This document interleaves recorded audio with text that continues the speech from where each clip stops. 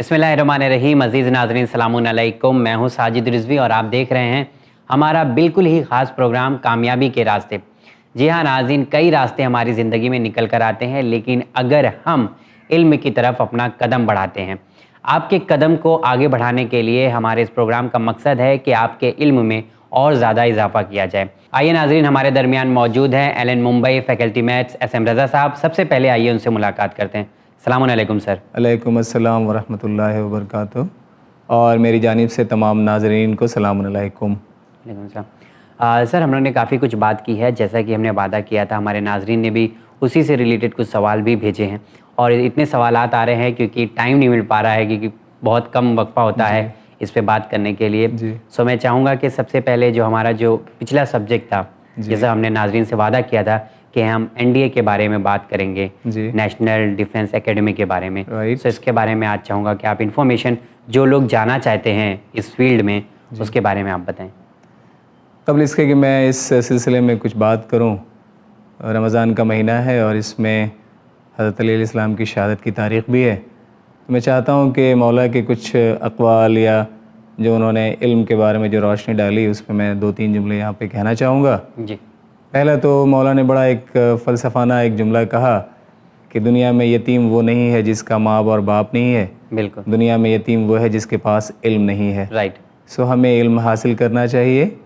और दूसरा जो मौला का कौल, बड़ा फ़िलासफ़िकल कौल आप कह लें, क्योंकि मैं ये मान के चलता हूँ कि दुनिया में इनसे बड़ा कोई मैथमेटिशियन नहीं, इनसे बड़ा कोई फिज़िस्ट नहीं, इनसे बड़ा कोई केमिस्ट नहीं, इनसे बड़ा कोई इकनॉमिस्ट नहीं, जो इनके पास इल्म था वो अपने आप में लासानी। इनका जो दूसरा कौल मैंने सुना, अक्सर व बेशतर मजालिसों में इसका ज़िक्र होता है या किताबों में भी मैंने देखा, जिसमें आपने फरमाया है कि अगर इंसान के पास इल्म है तो वो दुनिया की सारी चीज़ें, जो नेक चीज़ें हैं, वो हासिल कर सकता है, और अगर उसके पास इल्म नहीं है तो जितनी चीज़ें उसके पास हैं वो उसे लॉस भी कर सकता है। तो इल्म को हासिल करना चाहिए। डेफिनेटली। और अपने प्रोग्राम का मकसद भी ये है कामयाबी के रास्ते, ताकि लोगों को ज़्यादा से ज़्यादा इन्फॉर्मेशन जो है पहुंचाई जा सके। और मैं कहूँगा कि सच्ची ताज़ियत जो है वो हमारी ये होगी मौला के शहादत पे कि हम इल्म हासिल करें और इल्म के रास्ते में अपने आप को आगे बढ़ाएं और ये साबित करें कि हम उनके कौल पे आगे बढ़ रहे हैं। चलिए इंशाल्लाह। सर, जैसा हमने कहा कि NDA के बारे में आप बताएंगे जी। जहाँ तक NDA के बारे में है, नेशनल डिफेंस एकेडमी, ये एक एग्ज़ामिनेशन है जो साल में 2 बार कंडक्ट होता है। ओके। कब कब? इसकी डेट मैं आपके सामने रखता हूँ। 2 बार ये एग्ज़ामिनेशन कंडक्ट होता है। ओके। इसको कंडक्ट करने वाली जो बॉडी होती है that is UPSC, union public service commission. Central government की एक बॉडी है जो इस एग्ज़ामिनेशन को कंडक्ट करती है। इस एग्ज़ामिनेशन के क्वालिफाइंग करने के बाद आप इंडियन आर्मी, इंडियन एयरफोर्स और इंडियन नेवी में आप जा सकते हैं। ओके। ये तीन फील्ड में आप जा सकते हैं। वैसे इन तीनों फोर्सेस में ऑफिसर रैंक पे जाने के लिए दो एग्ज़ाम्स हैं। इसके अलावा और भी टेक्निकल ग्रेड के एग्ज़ाम्स होते हैं, लेकिन जनरली 2 एग्ज़ाम्स हैं। पहला एग्ज़ाम NDA है जो 10+2 के लेवल पे है, यानी 12th के लेवल पे है। और जी, आफ्टर 12th आप दे सकते हैं इसे। और दूसरा जो एग्ज़ामिनेशन है that is CDS, common defence services का एग्ज़ामिनेशन होता है। ये एग्ज़ामिनेशन आप ग्रेजुएशन के बाद दे सकते हैं। ओके। एनी फील्ड, कोई भी फील्ड? हाँ, किसी भी फील्ड से आप ग्रेजुएट हों। जहाँ तक NDA के बारे में अभी मैं कह रहा था आपसे, इसके एग्ज़ाम की जो 2 एग्ज़ाम्स होते हैं, उसमें मैं सेकंड एग्ज़ाम के बारे में बच्चों से कहना चाह रहा हूँ कि इस एग्ज़ामिनेशन की नोटिफिकेशन ऑनलाइन या ऑफलाइन, जैसे रोज़गार समाचार एक वो न्यूज़पेपर आता है गवर्नमेंट ऑफ इंडिया का, उसमें 7th ऑफ जून को ये नोटिफिकेशन आई है। और ये नोटिफिकेशन ऑनलाइन भी है। तो 7 जून नोटिफिकेशन जारी हुआ है और ऑनलाइन इसके फॉर्म के फिलअप करने की आखिरी डेट जो है वो 30 जून है। 30th of June. इस फॉर्म को आप ऑनलाइन फिल कर सकते हैं। मतलब इसको ऑफलाइन गूगल पे ढूंढेंगे तो, या गूगल पे आप जाएं, UPSC टाइप करके देख लें, NDA टाइप करके गूगल पे देख लें, NDA एग्ज़ामिनेशन, वहाँ से ऑनलाइन फॉर्म फिलअप करने का आपको ऑप्शन आएगा। 30 जून इसकी लास्ट डेट है। एग्ज़ामिनेशन फ़ीस इसकी आपको बताऊं, ये ऑनलाइन आपको पहले फॉर्म फिलअप करना है और इसकी एग्ज़ामिनेशन फ़ीस 100 रुपीज़ है for general candidate and OBC और ST/SC कैंडिडेट के लिए नील अमाउंट, ज़ीरो, यानी आपको फ़ीस पे नहीं करना है, ये सिर्फ फॉर्म फिल करना सिर्फ फॉर्म फिल करना है। ओके। और इसमें जैसे मैंने बताया कि 2 कैटेगरी आ गई, जनरल OBC के लिए 100 रुपीज़, मैं रिपीट कर रहा हूँ बार बार, जनरल एंड OBC के लिए 100 रुपीज़ और ST/SC के लिए नील है। फॉर्म फिलअप करने की लास्ट डेट 30 जून है और इसे सिर्फ ऑनलाइन अप्लाई किया जा सकता है, सिर्फ ऑनलाइन अप्लाई सिर्फ। तो जैसे आपने बताया कि 12th के बाद जो है इसमें ज्वाइन किया जा सकता है जी। तो कोई परसेंटेज का लोएस्ट परसेंटेज, हायर जी, अब परसेंटेज? इसमें जो मैंने 3 आपको बताए, तो अब मैं और इसमें डिटेल करूं कि इसमें तकरीबन 208 सीट्स आर्मी के लिए होती है टोटल। 208? 208 यानी 2 एग्जाम्स हो गए ना, तो पहले एग्जाम से भी 208, दूसरे से भी तकरीबन 208। इसमें आर्मी 416 सीट, ऑफिसर रैंक पे मैं बता रहा हूँ इसमें। जी, ओके। तो 208 के आसपास आर्मी में सीट्स होती हैं और तकरीबन 45 या 52 होते हैं एयरफोर्स में और 70 या 75 होते हैं आपके नेवी में। तो ये आप ऑफिसर रैंक के लिए पोस्ट हैं। तो ये 3 तरह के पोस्ट आपके पास आ जाएंगे और इसमें जो एलिजिबिलिटी है वो 2 तरह से है, इसको बहुत ध्यान से सुनने की ज़रूरत है। अगर आप सिर्फ आर्मी के लिए अप्लाई करते हैं तो आपको 10+2 किसी भी स्ट्रीम से पास होना चाहिए, चाहे वो साइंस से हो, चाहे कॉमर्स से हो, चाहे आर्ट्स से हो। इसमें परसेंटेज की कोई क्राइटेरिया नहीं है, आपको सिर्फ 12th पास आउट होना चाहिए if you are applying for the army through NDA। और अगर आप NDA के थ्रू एयरफोर्स में या नेवी में जाना चाहते हैं तो आपके पास 10+2 फिजिक्स एंड मैथ्स के साथ होना चाहिए। यानी you can say PCM group आपके पास होना चाहिए अगर आप कैडेट ग्रुप, यानी अगर आप एयरफोर्स और इंडियन नेवी के लिए वहाँ से जाना चाहते हैं वाया NDA तो, और अगर आर्मी के लिए जाना चाहते हैं तो किसी भी स्ट्रीम से आपका 10+2 एग्ज़ाम पास होना चाहिए। जहाँ तक इसमें एज लिमिट है ये बड़ा इम्पॉर्टेंट है, आगे कब तक एग्ज़ाम दे सकते जी हैं? एक तो ये है कि इसमें वही बच्चा एग्ज़ाम दे सकता है। 4 क्राइटेरियाज मैं आपके सामने रख रहा हूँ। पहले तो उसकी एज 16.5 से 19 साल के बीच में होनी चाहिए। दैट इज़ जैसे जून वाले नोटिफिकेशन के बारे में मैं कह रहा हूँ, आपका डेट ऑफ बर्थ 1 जनवरी 1999 से लेकर के 2 जुलाई 2002 के बीच में होनी चाहिए आपकी डेट ऑफ बर्थ। रिपीट कर रहा हूँ, 1 जनवरी 1999 से लेकर के 2 जुलाई 2002 के बीच में अगर आपकी डेट ऑफ बर्थ है, तब आप इस साल जो जून में आप नोटिफिकेशन अभी निकला हुआ है जिसका एग्ज़ामिनेशन 10 सितंबर में होगा, टेस्ट याद रखें, एग्ज़ामिनेशन की डेट है 10 सितंबर। तो आप इस फॉर्म को तभी फिलअप कर सकते हैं जब आप इस एज क्राइटेरिया को फुलफ़िल करें। तो पहला तो एज क्राइटेरिया है। दूसरा, ये सिर्फ एग्ज़ामिनेशन अनमैरिड मेल कैंडिडेट ही दे सकते हैं। यानी फीमेल नहीं, अनमैरिड होना है एज वेल एज आपको मेल। दो मेल, जी मेल होना चाहिए और अनमैरिड होना चाहिए। इसके अलावा जो आपके फिजिक्स यानी फिजिकल आपका स्टेटस है, हाइट आपकी, वेट आपका, वो सब भी जो इनके अपने स्टैटिस्टिक्स हैं उसके अकॉर्डिंग होना चाहिए। मैं एक एग्जांपल साजिद साहब यहाँ पे एक इन्फॉर्मेटिव एक आइडिया आपके सामने रख रहा हूँ। जनरली कभी कभी ये बात अगर हमको समझनी हो कि हमने ओवरवेट किया है या मेरा वेट कम है, ये कैसे मैं अंदाज़ करूँ, तो मेडिकल साइंस ये कहती है कि जितना आपका वेट जितना आपकी हाइट है इन सेंटीमीटर, उसमें से 100 माइनस कर लें, that will be the ideal weight for you. You mean जितनी हमारी हाइट है, जितनी आपकी हाइट, जितना, जैसे मान लिया कि मेरी अगर हाइट सपोज करो कि 154 सेंटीमीटर है, तो मेरे लिए आइडियल वेट जो है वो 54 किलोग्राम 55 किलोग्राम है। अच्छा, 100 उसमें से माइनस कर 100 निकाल दें, या सेंटीमीटर इन हाइट माइनस 100, ये सब के लिए, दोनों के लिए, या that will be ideal. Male की बात मैं कर रहा हूँ, फीमेल तो मेडिकल साइंस में जाके देखना पड़ेगा, पर मेल की बात कर रहा हूँ कि अगर आपको आइडियल वेट अगर आपका देखना हो तो आप हमेशा इस बात पे देखें कि आपकी हाइट इन सेंटीमीटर कितनी है और उसमें से 100 आप माइनस कर लें। तो ये तो एक एवरेज एक डाटा है। जब आप फोर्स के लिए अप्लाई करेंगे तो इसे और भी इम्प्रूव पोजीशन में वो देखेंगे। जैसे मान लिया अगर आपकी एज 16 से 17 के बीच में, एक मैं ग्रॉस आइडिया यहाँ रख रहा हूँ, अगर आपकी एज 16 से 17 के बीच में है तो आपकी हाइट होनी चाहिए 155-156 सेंटीमीटर और आपका वेट होना चाहिए लगभग 48 किलोग्राम। तो वेट वगैरह का भी इसमें और हाइट का भी है। इसके अलावा आपका साइट विज़न ये भी आपका वो एक प्रॉपर होना चाहिए, ब्लाइंडनेस आपके अंदर नहीं होना चाहिए, कलर परसेप्शन आपका ठीक होना चाहिए, मायोपिया किसी तरह का आपके अंदर नहीं होना चाहिए, साइट विज़न जिसको हम कहते हैं, शॉर्ट साइटनेस या लॉन्ग साइटनेस आपके अंदर नहीं होना चाहिए। तो ये सब सारे क्राइटेरियाज अगर आप फुलफ़िल करते हैं तो आप एनडीए का एग्ज़ाम दे सकते हैं। अब एनडीए का एग्ज़ाम दो तरह से, दो फेज़ में होगा। पहला फेज़ है रिटन एग्ज़ाम। रिटन एग्ज़ाम में दो पेपर आएंगे। एक पेपर होता है मैथ्स का और दूसरा पेपर होता है जनरल एबिलिटी। जनरल नॉलेज नहीं, जनरल एबिलिटी। वो मैं अभी डिटेल करता हूँ कि जनरल एबिलिटी में क्या क्या होता है। मैथ्स के पेपर में 150 क्वेश्चंस होते हैं और ईच क्वेश्चन का वेटेज होता है 2.5 नंबर, 2.5 नंबर, 2.5 नंबर का, यानी 300 नंबर का मैथ्स का पेपर होगा। ठीक है, 2.5 घंटे का पेपर होगा, उसमें 150 आपके क्वेश्चन होंगे।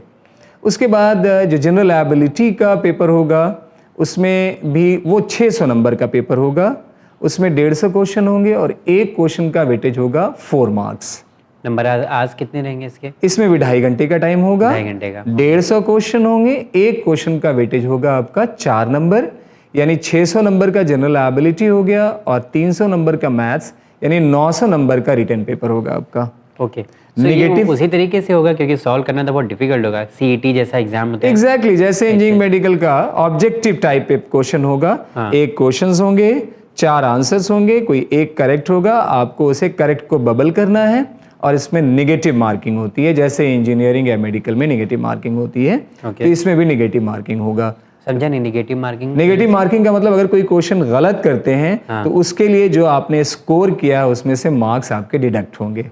अच्छा, गलत अगर बबल किया आपने, टिक किया तो उसके माइनस, जो आपने स्कोर किया होगा उसमें से मार्क्स आपका डिडक्ट होगा। सो अगर नहीं आ रहा है तो नहीं करना चाहिए। एडवाइजेबल यही है, यू शुड नॉट गेस, ऐसा है। हाँ, मतलब गेस करके क्वेश्चन अटेम्प्ट नहीं करना चाहिए। जिस क्वेश्चन पे आप कंफर्म नहीं है, बेहतर यह है कि आप उसे अटेम्प्ट ना करें। अगर 100% श्योर हैं तो आपको करना चाहिए। अदरवाइज अगर क्वेश्चन रॉन्ग होगा तो जो क्वेश्चन के मार्क्स होंगे वो तो लॉस होंगे ही जनरली, लेकिन जो आपने पहले से स्कोर किया होगा उसमें से भी मार्क्स आपके डिडक्ट होंगे जी। अब जहाँ तक जनरल एबिलिटी की बात आपने की, तो जनरल एबिलिटी में 6 टॉपिक्स यहाँ पे इन्वॉल्व होंगे।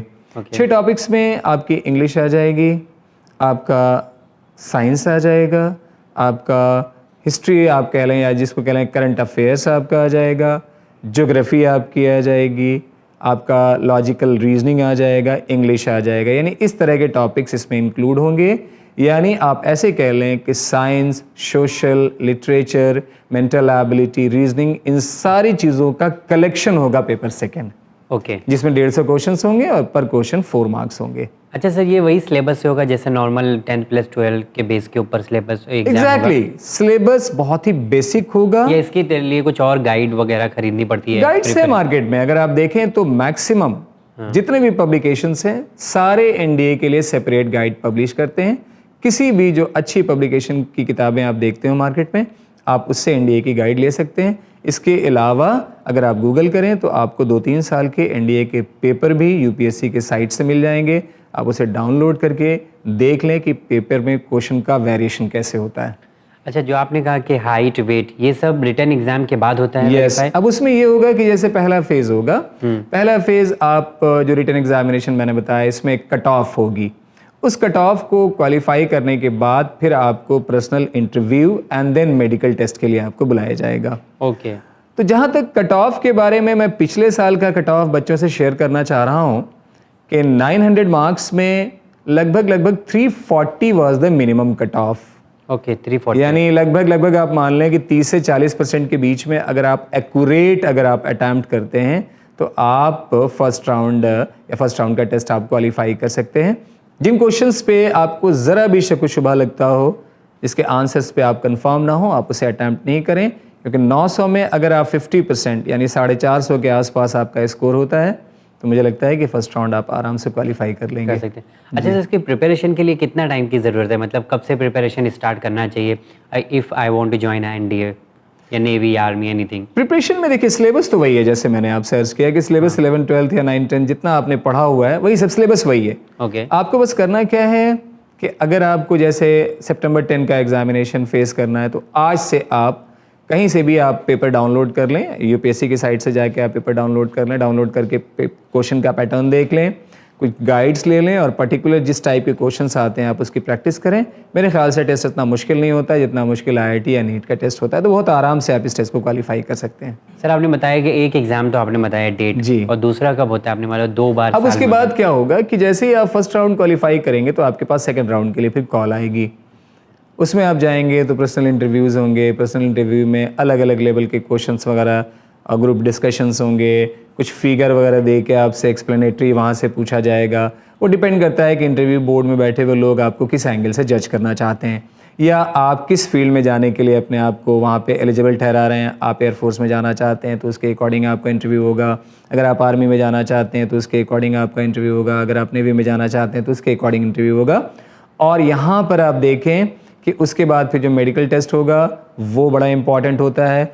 खुद उनका एक पैनल होता है आर्म फोर्सेस का, वहाँ के डॉक्टर होते हैं, वो सारा मेडिकल टेस्ट आपका करते हैं जब आप इंटरव्यू राउंड क्वालिफाई कर देते हैं। और लगभग 4 से 5 दिन का वक्फा होता है जहाँ पे आपको बुला के ठहराया जाता है और ये सारे प्रोसेस वहाँ पे कराए जाते हैं और उसके बाद फाइनल रिजल्ट आता है। तो पहला जो मैंने रिटर्न बताया ये 900 का एग्ज़ाम हो जाता है और बाद में जो पर्सनल इंटरव्यू और ये जो आपका टेस्ट है मेडिकल, इसके भी 900 मार्क्स होते हैं। ओके। तो 50% रिटन एग्जामिनेशन आ गया और 50% आपका इंटरव्यू एंड आपका वो फिजिक लेवल या जिसको कहें आप कैसे आपकी बॉडी कैसी है या आपकी हेल्थ कैसी, उस पर डिपेंड करता है। तो टोटल 1800 का एग्जामिनेशन है। 1800 का? जी 1800 मार्क्स। नहीं, जैसे कि आपने बताया कि ये एग्जाम 2 बार होता है, 208 बच्चे एक बार सिलेक्ट होते हैं। जी 208। सो एक तो जून में हो जाएगा जी और एक होगा अप्रैल में। अप्रैल वाले की नोटिफिकेशन लगभग जनवरी में आ जाती है। ओके। तो 2 फेज में इसके एग्जाम्स होते हैं, एक अप्रैल में होगा और एक सितंबर में होगा। जून जो है वो 30 जून इसके फॉर्म फिलअप करने की लास्ट डेट है। लास्ट डेट है। तो आप फॉर्म को फिलअप करें और आप इसमें देर ना करें और क्वेश्चन का पैटर्न देखें और तैयारी करें। और ख़ास तौर से मैं यहाँ कहना चाहूँगा कि क्लास 7 से लेके 10 तक की एनसीईआरटी, सोशल की, साइंस की और मैथ्स की ज़रूर रिवाइज़ कर लें। जब आप क्वेश्चंस देखेंगे एनडीए के प्रीवियस ईयर का तो आपको खुद अंदाज़ा हो जाएगा कि क्वेश्चन किस पैटर्न के आते हैं। सर जैसा कि आपने कहा कि 900 मार्क्स मतलब वो रिटन एग्जाम के बताया। हाँ, रिटन एग्जाम के। और 900 बताया मैंने सेकंड फेज है। ओके। उसमें है पर्सनल इंटरव्यू, यानी टोटल 1800 है। अब इसमें जैसे आप हो सकता है माइंड में आपके क्वेश्चन आ रहा होगा कि कितने पे सिलेक्शन हो जाएगा। हाँ वही मतलब नॉर्मली जी तो पिछले साल स्कोर का करना होगा एक बच्चे को। हाँ पिछले साल का मैं जो कट ऑफ देख रहा था लगभग 640 देख रहा था, वो 1800 में। तो लगभग 32-33% अगर आप स्कोर करते हैं तो आपका सिलेक्शन हो सकता है।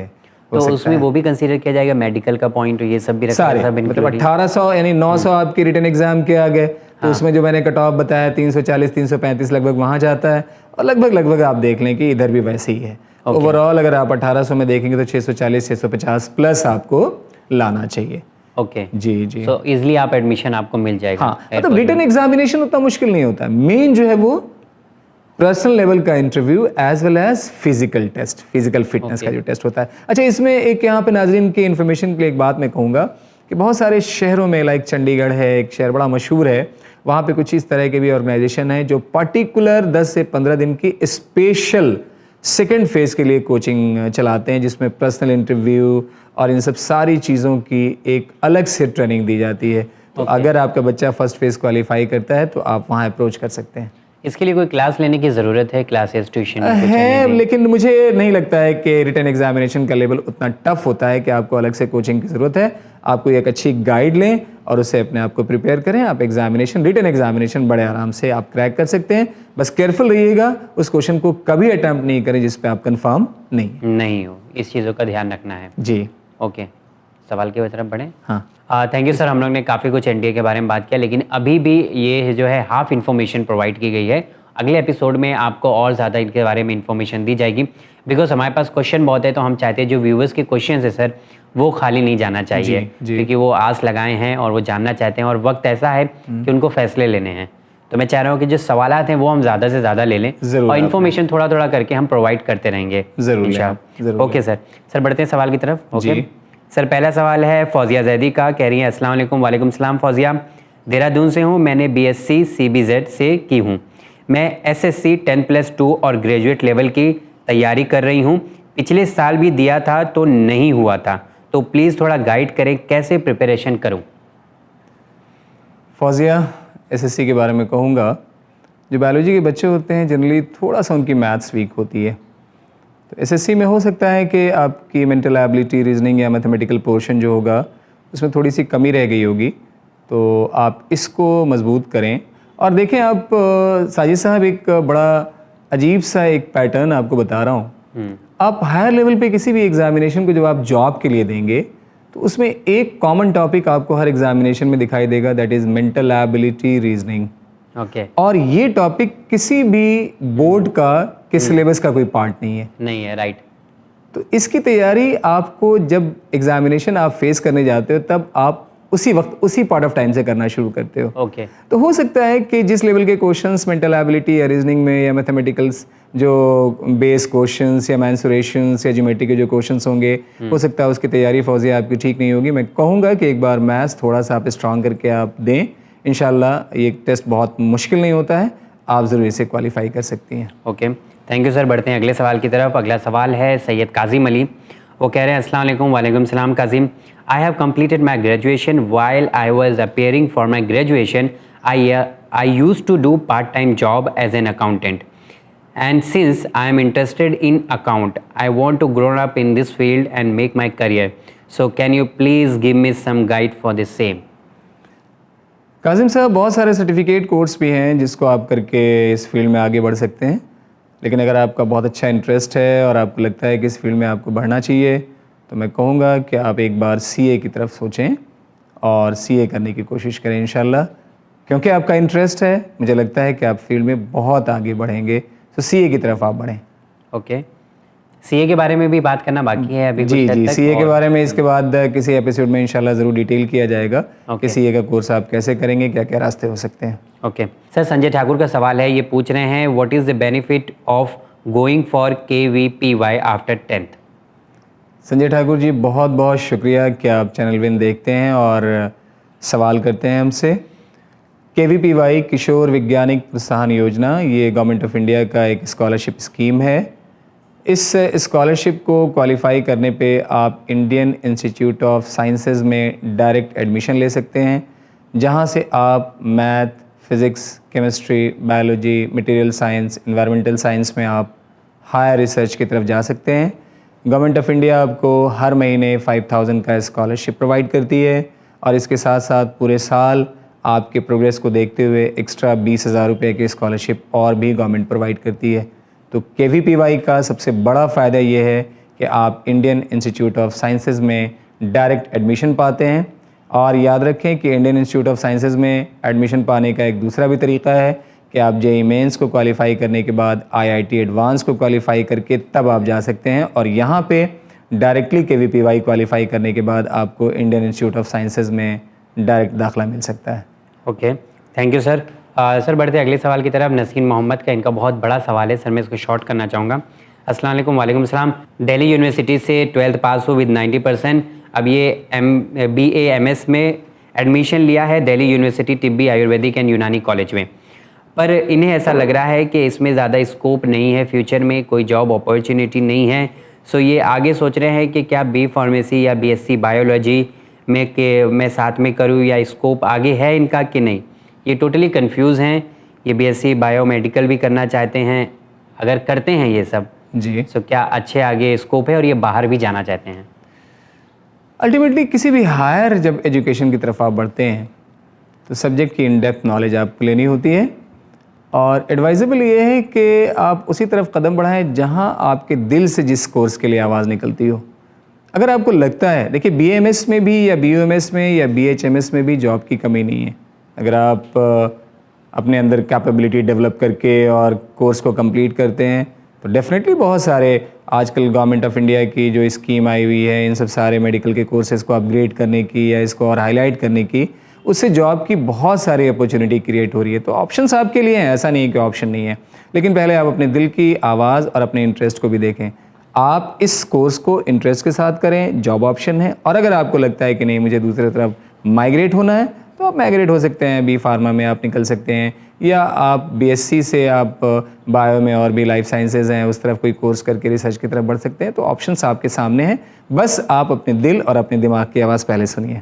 सो सर BA MS के साथ ये बी फार्मेसी भी कर सकते हैं ना? मेरे ख्याल से जितने भी रेगुलर कोर्स होते हैं वहाँ पे एक टाइम में आप एक ही कोर्स कर सकते हैं, एक टाइम में एक ही जब तक कि उसके साथ पार्ट टाइम का कोई ये सोच रहा है कि ये कर लूँ और ये भी कर लूँ, इससे मुश्किल है। ऐसा नहीं होगा कि आप एक साथ दोनों कोर्स कर लें। मतलब आपको अगर किसी भी यूनिवर्सिटी में जो रेगुलर कोर्स करते हैं तो एक टाइम में आप एक ही कोर्स कर सकते हैं, जब तक कि कोई पार्ट टाइम कोर्स के साथ आप अटैच ना हो।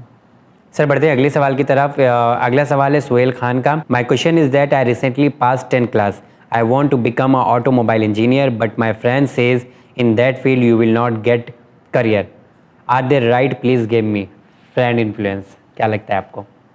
आप किसी अच्छे किसी आदमी से जो ऑटोमोबाइल में इंजीनियरिंग कर चुका है, आप उससे मिलिए, वो आपको करियर ऑप्शन बताएगा।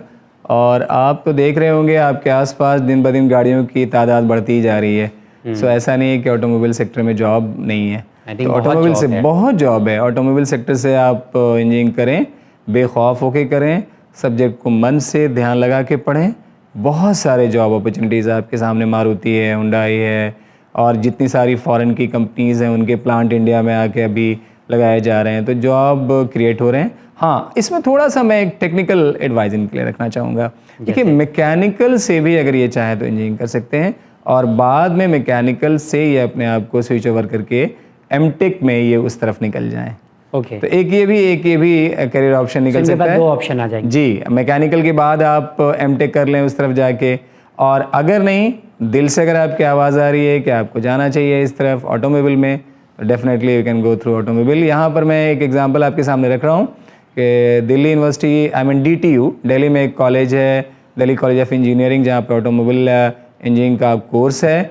वहाँ पे बताना चाहूँगा कि वहाँ के बच्चों की प्लेसमेंट 100% है। सो आप किसी अच्छे कॉलेज से ऑटोमोबाइल में इंजीनियरिंग करने की कोशिश करें, जॉब अपॉर्चुनिटीज़ बहुत ज़्यादा है, जॉब की कोई किल्लत या दिक्कत आपको नहीं होगी। Thank you sir. बढ़ते हैं अगले सवाल की तरफ। अगला सवाल है शोएब अख्तर का। Can I go to IIT after my 3 year of diploma in electronic and communication engineering? No, IIT में जाने के लिए आपके पास 10+2 होना चाहिए with any recognise board with PCM, physics, chemistry and mathematics. Diploma is not valid? No. Okay, ठीक है sir. बढ़ते हैं अगले सवाल की तरफ। अगला सवाल है अयान शेख का। अस्सलाम वालेकुम। वालेकुम सलाम। सिलवासा से है। सिलवासा से बोल रहे हैं। मुझे ये पूछना था कि मुझे आगे मरीन इंजीनियरिंग करनी है तो मुझे कौन सा एग्ज़ाम देना होगा और इसका बेस्ट कॉलेज कौन सा है? I have passed out just 10th। Ayaan Sheikh, marine engineering के लिए हिंदुस्तान में सबसे बेस्ट 2 इंस्टीट्यूशन में कह सकता हूँ। एक IIT चेन्नई और दूसरा IIT खड़गपुर। नेवल आर्किटेक्चर का वहाँ पे कोर्स है। इसके लिए आपको 10+2 साइंस से करके JEE मेंस का एग्ज़ामिनेशन क्वालिफाई करना होगा। उसके बाद IIT JEE एडवांस क्वालिफाई करके इन दोनों में से किसी एक IIT को ऑप्ट करके ये कोर्स करना होगा। इसके अलावा भी हिंदुस्तान में लगभग 30 से ज़्यादा ऐसे इंस्टीट्यूट हैं, जिसमें कुछ इंस्टीट्यूट पुणे में हैं, मदुरई में हैं, चेन्नई में हैं, आप कुछ उड़ीसा में, जहाँ जहाँ कोस्टल एरिया। कोलकाता में भी बहुत सारे इंस्टीट्यूट हैं जो मरीन इंजीनियरिंग में आपको कोर्स कराते हैं। ये 4 साल का एक बीटेक कोर्स है, तो आप इसे ट्राई करें। फिर मैं कहूँगा कि IIT को प्रेफरेंस दें, और अगर नहीं होता है तो IIT के अलावा बहुत सारे स्टेट में इस तरह के कोर्सेज़ हैं जो स्टेट गवर्नमेंट रन कराती है, और बहुत सारे प्राइवेट इंस्टीट्यूशंस भी हैं जहाँ पे ये कोर्स होते हैं। इसके लिए 10+2 आपको साइंस से करना पड़ेगा, PCM, physics, chemistry and math. Okay, thank you sir. बढ़ते हैं आगे अगले सवाल की तरफ। अगला सवाल है तक्षा यादव का। ये पूछ रही है, sir I have passed my 10th with 91%, congratulation, and I have taken a science with PCMB. Yes. As my main subject for 12th standard, so can you please tell me the career option in it other than medical and engineering? बहुत अच्छा, आपने combination लिया है, physics, chemistry, math and bio.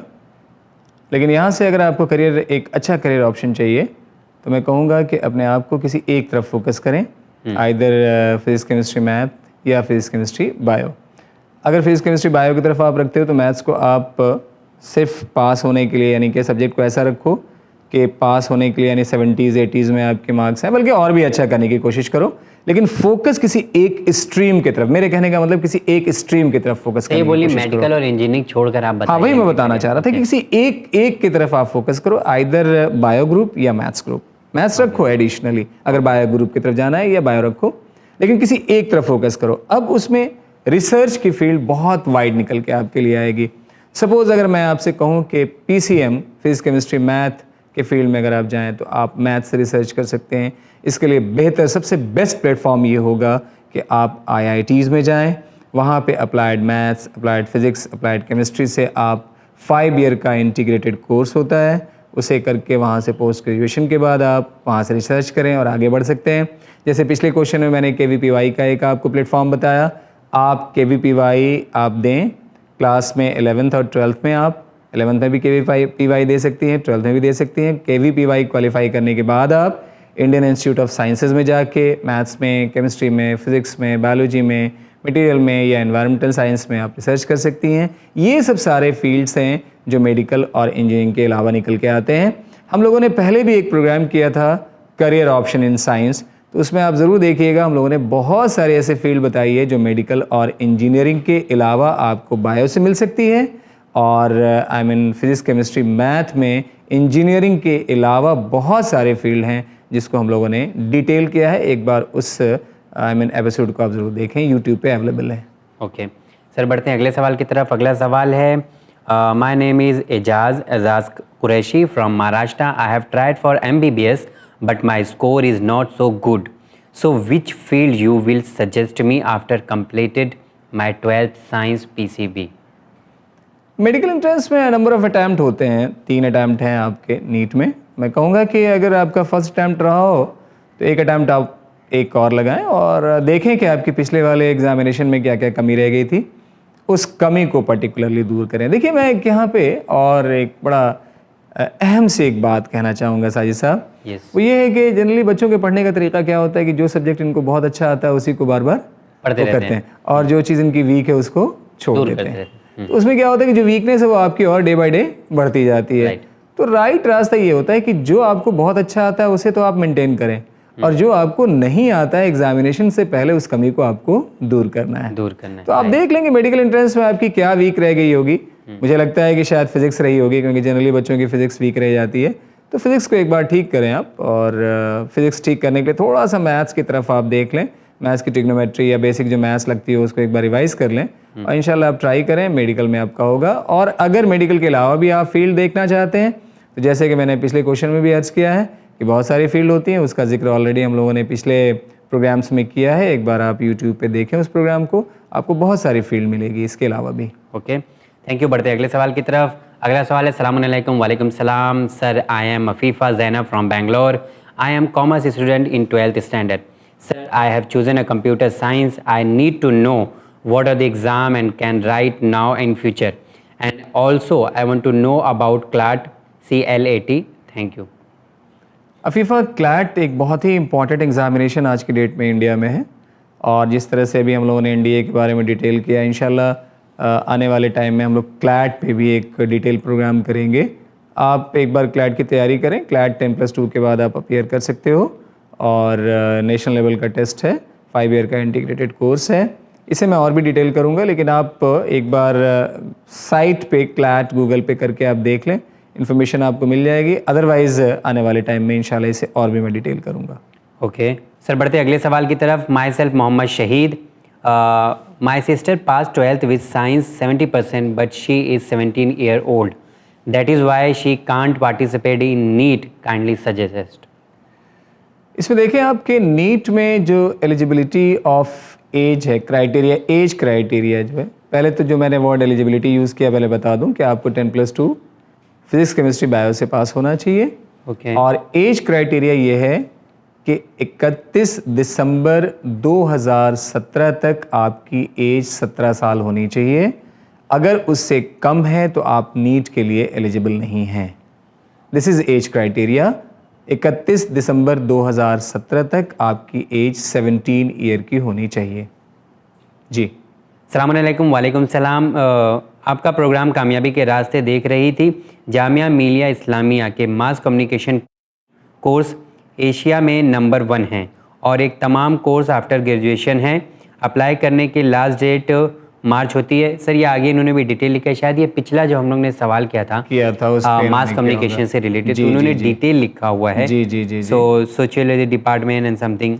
अच्छा, कौन सा? और doctor अजरा आबिदी का ये सवाल है। बहुत बहुत आई शुक्रिया। थिंक ये मोर इन्फॉर्मेशन देना चाह रही दैट्स हैं। फाइन डॉक्टर अजरा आबिदी, बहुत बहुत शुक्रिया कि आप इस प्रोग्राम को देख रही हैं और बहुत सारी इन्फॉर्मेशन आपने हमसे शेयर किया है। इसके लिए बेहद हम शुक्रगुजार हैं आपके।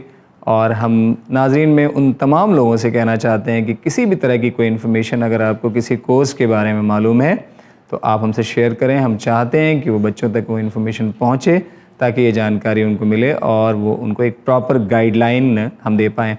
जहाँ तक आपने जामिया मिलिया इस्लामिया के बारे में ज़िक्र किया है, डेफिनेटली नो डाउट एक सेंट्रल यूनिवर्सिटी है। जैसे दिल्ली में बहुत सारी यूनिवर्सिटीज़ हैं, जैसे दिल्ली यूनिवर्सिटी है, JNU है, उसी तरह से जामिया मिलिया इस्लामिया भी एक सेंट्रल यूनिवर्सिटी है जिसका अपना एक वक़ार है और बहुत सारे यहाँ पे कोर्सेज़ हैं। आप यहाँ से PhD के कोर्सेज़ भी हैं, बहुत सारे आपके पोस्ट ग्रेजुएशन के कोर्सेज़ हैं, अंडर ग्रेजुएट कोर्सेज़ हैं, हायर डिप्लोमा है, डिप्लोमा कोर्सेज़ हैं, सर्टिफिकेट कोर्सेज़ हैं। इसके अलावा स्कूल लेवल पे भी बहुत सारे कोर्सेज़ हैं। जहाँ तक मैं अंडर ग्रेजुएट कोर्सेज़ की बात कर रहा था, जामिया में मैं देख रहा था नियरली 54 कोर्सेज़ जामिया मिलिया में अंडर ग्रेजुएट लेवल पे अवेलेबल हैं। इसमें से एक कोर्स है BA honours general mass communication Hindi. तो मैं आपसे कहना चाहूँगा कि जो पिछली बार सवाल आया था, वो बच्ची का सवाल ये था कि मैं 10+2 पास हूँ और मुझे 12th के बाद मास कॉम में जाना है, तो मेरे लिए क्या क्या ऑप्शंस हो सकते हैं। तो जहाँ तक ये सवाल ये था, तो जहाँ तक हम लोगों ने जवाब दिया था उसमें वो ये है कि जामिया में जो कोर्स अवेलेबल है वो है BA honours in mass communication Hindi journalism, उस पे शायद है वो कोर्स। और इसके अलावा मैंने उनसे शायद और भी इंद्रप्रस्थ यूनिवर्सिटी DU के बारे में भी बताया था, सिम्बियोसिस के बारे में बताया था। तो माइट भी वो बच्ची इंग्लिश मीडियम की थी और उस तरफ अपने फ्यूचर को परस्यू करना चाह रही थी। और definitely no doubt at all after graduation, post graduation level पे मास कम्युनिकेशन में जामिया अपने आप में लासानी है। No doubt at all. Sir, अगला सवाल है रेनू फ्रॉम पानीपत से हैं। Studying in 12th class and got 78.6% in 11। Can you please let me know what should I do after 10+2 for IPS और should I opt for KUK NIT?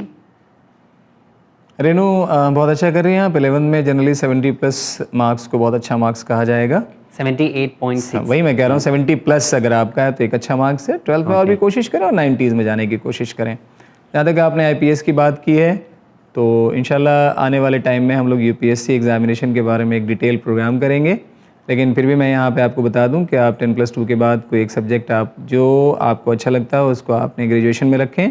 आप graduation कीजिए और साथ साथ 12th के बाद ही आप UPSC की तैयारी करना शुरू कर दें और 3 साल की एक कांस्टेंट तैयारी रखें। मैथ्स आप कभी भी छोड़िएगा नहीं। मेंटल एबिलिटी में मैथ्स, रीजनिंग में मैथ्स आएगी, इसको रखिए साथ साथ और एक डिवोटेड तैयारी कीजिए 3 साल।